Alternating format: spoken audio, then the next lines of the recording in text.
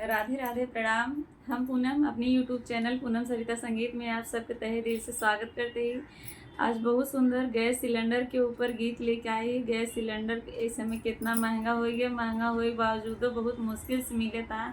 बहुत आदमी के लगे जौन है सिलेंडर ना पहुँच पावा था, बहुत परेशानी बात वही के ऊपर गीत लेके आई। आप सब सुने। कल हम रात के कम से कम 9:30-10 बजे के आसपास एक आंटी देखे अपने घरे के सामने ईटा के चूल्हा बने के रोटी बनावत रही हैं। ये मुंबई में हालत बात और सब जगह बातें छोड़ दे महानगर जाए थे। चलो आप सबके गाना सुनाओ थे, आप सब जने गाना सुनत जाए और सुने के बाद कमेंट जरूर करत जाए। आप सब जने समझ आपन प्यार बहुत कम हमें सबके देत हाथ गए, प्यार में कमी बिल्कुल न करत जाए।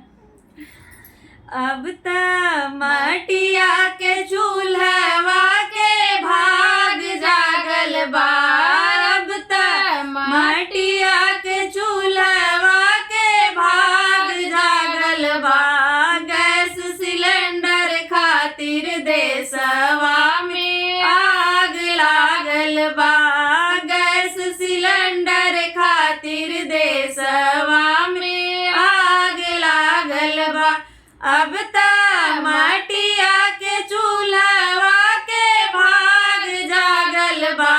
गैस सिलेंडर खातिर देशवा में आग लागल बा। गैस सिलेंडर खातिर देशवा में आग लागल बा। बुकिंग के नियम बदलल कहता एजेंसी। बुकिंग के नियम बदलल कहता एजेंसी।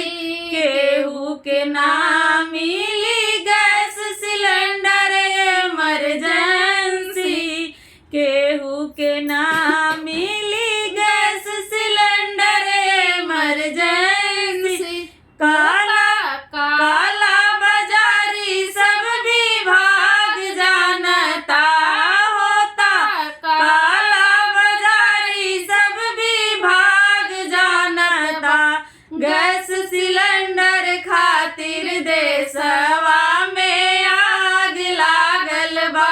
गैस सिलेंडर खातिर देशवा में आग लागल बा।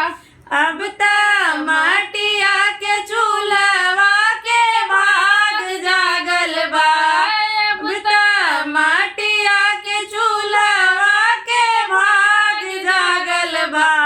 गैस सिलेंडर खातिर देशवा में आग लागल बा। गैस सिलेंडर खातिर देशवा में आग लागल बा।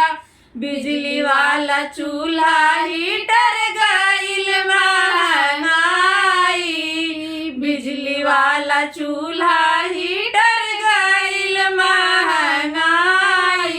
मिडिल क्लास साहेब गइले घबराई।